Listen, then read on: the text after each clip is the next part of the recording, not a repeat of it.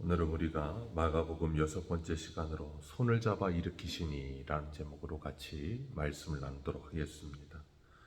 가버나움 회당에서 말씀을 가르치신 예수님은 사람들이 그 말씀을 듣고 권위 있는 새 교훈이라 할 정도로 놀라워했습니다. 그리고 예수님은 말씀만 가르치신 것이 아니라 더러운 귀신 들린 사람을 그 귀신을 쫓아내시고 그 사람을 회복시켜 주셨습니다. 그 귀신이 예수님을 보자마자 한 일은 24절에 말하는 것처럼 우리가 당신과 무슨 상관이니까 하고 소리를 쳤어요. 그리고 예수님은 잠잠하고 그 사람에게서 나오라 그러셨습니다. 그리고 34절에 오늘 본문 마지막에도 보면 예수께서 각종 병든 많은 사람을 고치시며 많은 귀신을 내쫓으시니 귀신이 자기를 알므로 그 말하는 것을 허락지 아니하시니라 그랬습니다. 여기 보면 아무도 예수님을 모릅니다. 예수님이 뭐하러 오셨는지 누군지 아무도 모르는데 참 재밌는 건 귀신만 합니다. 귀신이 귀신같이 알아요. 24절에도 그렇고 34절에도 그렇고 귀신이 자기를 알므로 그 말하는 것을 허락지 아니하시니라 라고 말씀하세요. 예수님께서 오늘 본문에 보면 이 회당에서 나와서 야고보 요한과 데리고 시몬과 안드레의 집에 들어갔다 그랬습니다. 회당에서 나왔다는 말은 그 회당이 지금 21절에 말하고 있는 것처럼 안식일에 회당에 들어가서 가르치셨어요. 그러니까 29절에 회상에서 나왔다는 말은 이 날이 지금 아직 무슨 날이라는 거예요? 안식일이라는 말이에요. 안식일에 회당에서 가르치시고 귀신 들린 사람 고치시고 그 다음에 나오셔서 베드로의 집에 들어가셨는데 거기 베드로의 장모가 열병으로 누워 있었다 그랬습니다. 그런데 거기에 뭐라고 표현했는가 하면 시몬과 안드레의 집에 들어가시니 라고 표현해요. 그러면 지금 상황을 유추해 보면 베드로가 결혼을 했고 그 집에 장모님을 모시고 사는데 거기에 누구까지 같이 살아요? 자기 동생 안드레까지 같이 사는 거예요. 그런 상태에 있는 집에 들어갔는데 그냥 오늘 보면 30절에 열병으로 누워있다 그랬는데 누가복음 4장 38절에 이렇게 말했어요. 시몬의 장모가 중한 열병을 앓고 있는지라 그랬습니다.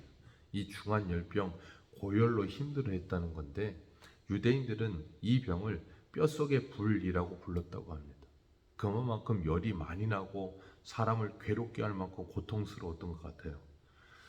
그 갈릴리 바다 주변의 습한 온도와 여러 가지 상황 때문에 풍토병으로 말라리아가 유행했다 그렇게 주석가들이 말을 하는데 그 고열로 그냥 하루 이틀 앓았던 게 아니라 오래도록 그렇게 고통 가운데 있었다는 거예요. 그리고 누워 있었다, 이게 그 표현이거든요. 오래도록 계속 누워 있었다 그런 말이에요. 그러니까 이게 고쳐지지도 않고 계속해서 사람을 힘들게 하고 있는 상태에 있는 거예요. 그런데 예수님께서 그 집에 들어가셔서 그 베드로의 장모의 손을 잡아 일으키셨다 그렇게 표현했어요.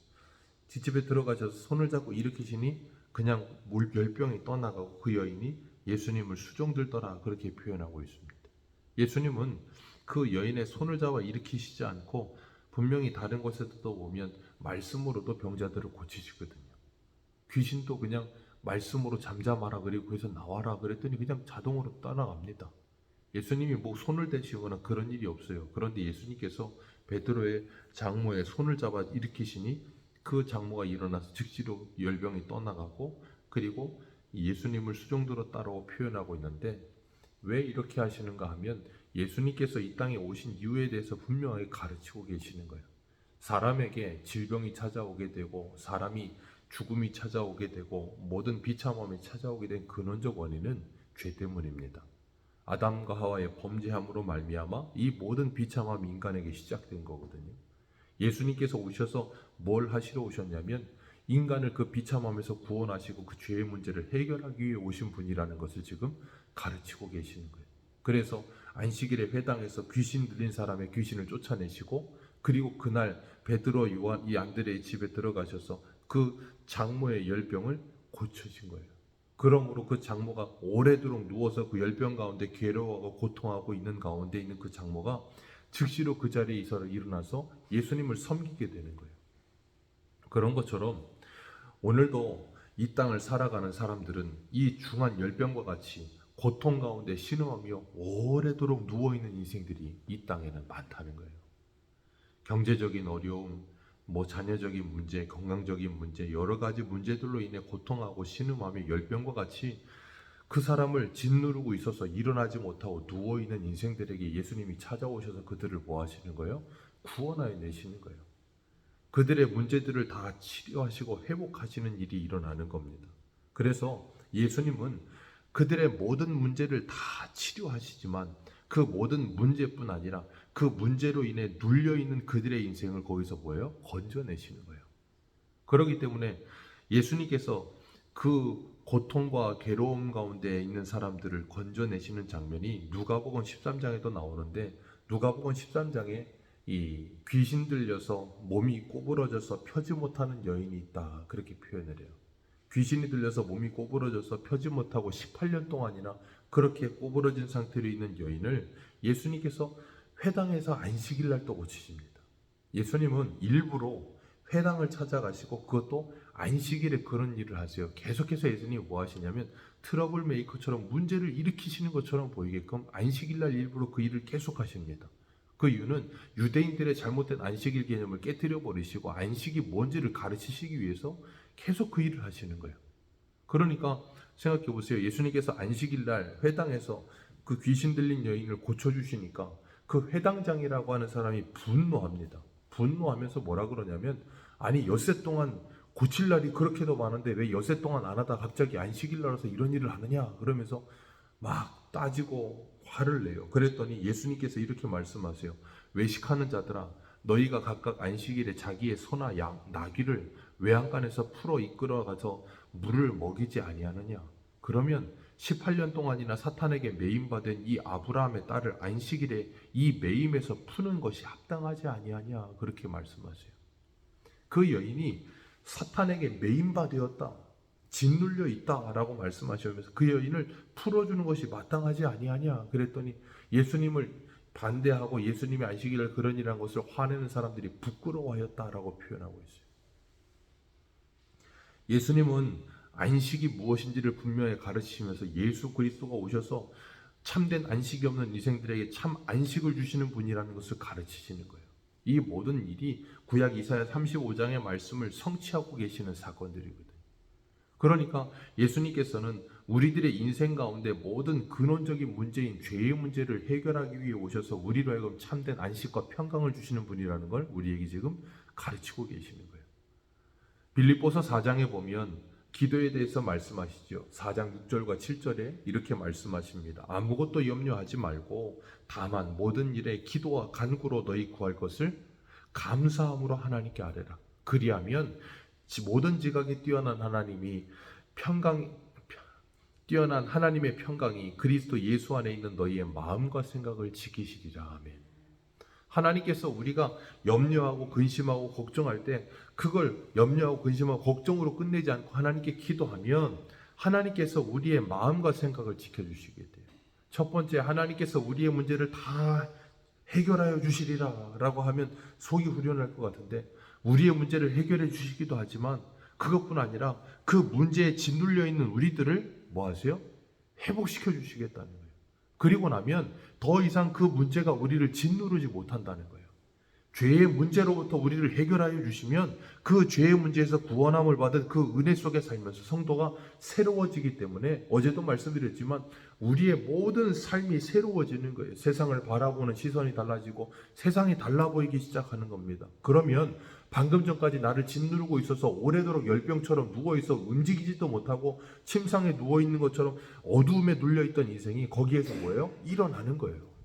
그리고 나면 더 이상 그런 문제들이 우리를 괴롭게 하는 문제가 되지 않는 겁니다. 그래서 시편에 보면 의인은 고난이 많으나 하나님께서 그 모든 고난에서 건지시며 성도들에게는 장애물이 없다라고 표현을 하고 계세요.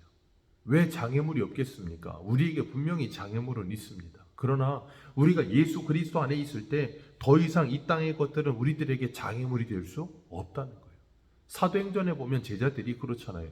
방금 전 예수님께서 돌아가셨다는 소식을 듣고 제자들은 무서워서 문을 닫고 두려워 떨고 있는데 예수님께서 그 사이로 찾아오셨죠. 그리고 숨을 내쉬며 성령을 받으라 하시고 평강을 하라 그러셨어요. 그리고 사도행전에 정말 성령을 받고 나니까 제자들이 뭐합니까? 두려워 떨던 제자들이 확신과 담대함을 가지니까 자신들의 장애물이라고 생각하던 유대인들, 대제사장들, 서기관들을 두려워하질 않아요. 그들이 제자들을 잡아가서 공회 앞에서 겁을 주고 때리고 그러는데도 너희의 말을 듣는 것과 하나님의 말을 듣는 것 무엇이 옳은가 너희들이 생각하라 하고 하면서 그들에게 담대하게 이야기를 합니다. 예수 그리스도를 믿는다는 건 이 세상을 이기고도 남는 믿음이 우리 안에 생겨나는 거예요. 그러면 세상이 감당하지 못하는 사람이 되는 게 예수 그리스도를 믿는 겁니다. 예수님께서 지금 오셔서 그 일을 하시는 거예요. 그래서 세례 요한의 제자들이 와서 오실 거이가 당신입니까? 아니면 다른 일을 기다릴까요? 그랬더니 예수님 뭐라 그러니까 너희가 보고 들은 것을 가서 전해라.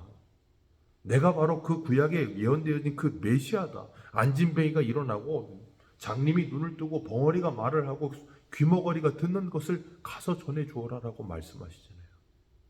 그들을 사단이 짓누르고 있는 그것에서 예수님이 자유하게 하시기 위해 오셨다는 거예요. 그렇기 때문에 우리가 이 땅을 살아가면서 예수 그리스도를 믿는다고 해서 우리의 인생의 모든 문제가 다 해결되지는 않습니다. 다 해결된다고 말씀드리면 너무나도 좋을 것 같아요. 그런데 다 해결되지는 않아요. 예수님은 모든 병자를 다 고치신 것도 아니고요. 예수님은 죽은 사람을 모두 다 살리신 것도 아니에요. 죽은 나사로는 다시 살아났지만 또 죽었습니다. 중요한 건 예수님께서 이 땅에 뭐하러 오신 분인가라는 것을 우리에게 분명하게 가르쳐 주시기 위해서 예수님이 이 일을 하셨다는 데 있는 거예요. 그래서 사도행전에 보면 예수님께서 승천하시고 나서 제자들이 성령을 받고 나서 첫 번째 나타난 기적이 뭐였냐면 베드로와 요한이 성전 미문에 앉아있던 날 때부터 소경되었던 사람을 일으킨 사건이에요. 그때도 베드로 요한이 뭐하냐면 그 안진뱅이께 그래요. 은과 금은 내게 없거니와 내게 있는 것으로 내게 주노니 나사렛 예수 그리스도의 이름으로 걸어라 하고서 그 손을 잡고 일으켜 세웁니다. 예수님께서 베드로의 장모의 손을 잡고 일으킨 것처럼 똑같이 손을 잡고 일으켜요. 그랬더니 날 때부터 안진뱅이였던 그 사람이 거기에서 자리를 털고 일어나요. 그리고 성전 미문에 앉아있던 그 사람이 성전 안으로 들어갑니다. 평생토록 한 번도 성전 안에 들어가질 않아요. 왜요? 몸이 불편한 사람이기 때문에 들어갈 수가 없어요. 그랬던 그 사람이 그 자리에서 털고 일어나서 그 몸이 회복되고 나니까 제일 먼저 한 일이 성전에 뛰어 들어가고 그리고 하나님을 찬미하더라고 그렇게 말씀하고 있어요. 우리가 이 세상을 살아가면서 세상에 베드로의 장모와 같이 날 때부터 안진뱅이 되었던 그 사람과 같이 이 세상의 문제로 인해 자리에서 일어나지 못하고 줄로 앉아있고 눌려있는 삶의 인생들에게 우리가 그들을 이렇게 세워주라는 거예요. 우리는 베드로 요한과 같은 은사는 없습니다. 일평생 이 땅을 살아가면서 우리가 그런 병자들을 고칠 수 있는 하나님의 은사도 주실 수도 있겠지만 그렇지 않을 수도 있어요. 그런데 우리는 그렇게 평생을 자리에서 일어나지 못하고 열방에 누워있거나 안진뱅이 같은 인생이 되어서 일어나지 못하고 성전에 들어가 보지도 못하고 일평생 그 동전 한 입을 위해 전전긍긍하는 그 인생들을 긍휼히 여기는 마음을 가지고 그들의 손을 잡아줄 수는 있어요.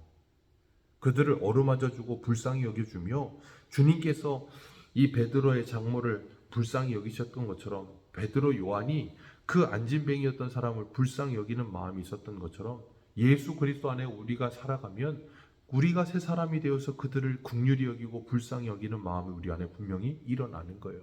그리고 나면 우리가 해야 되는 일이 뭐예요? 그들의 손을 잡아주고 그들에게 참된 안식 되신 예수 그리스도를 전해 주어야 되는 거예요. 그래서 그들도 그 어려운 현실 속에 무기력에 누워있던 그 어두움의 그늘을 걷어내고 그 손을 붙들고 일어나서 성전 안에 예배당 안에 들어와서 하나님을 뭐하는 인생이 되어야 돼요? 예배하는 인생이 되어야 되는 거예요. 그들의 모든 짓눌려 있던 자리를 털고 일어나서 새 사람이 되어서 새로운 인생을 살아갈 수 있도록 예수 그리스도를 전해주는 일이 우리가 해야 될 일인 줄 믿습니다. 오늘도 이 땅에는 이 베드로의 장모와 같이 열병 가운데 고통하며 참된 안식을 누리지 못하는 인생들이 수두룩합니다. 주님은 우리들에게 그 사람들을 맡기셨어요. 오늘도 우리가 그 사람들의 손을 잡아주고 그들에게 예수 그리스도를 전해주며 그 자리를 털고 일어나 하나님을 예배하는 자들이 되도록 만들어가는 하나님의 말씀의 사역자들 되어 이 땅을 살아가는 저와 여러분들 되시기를 주님의 이름으로 축복합니다. 기도하겠습니다.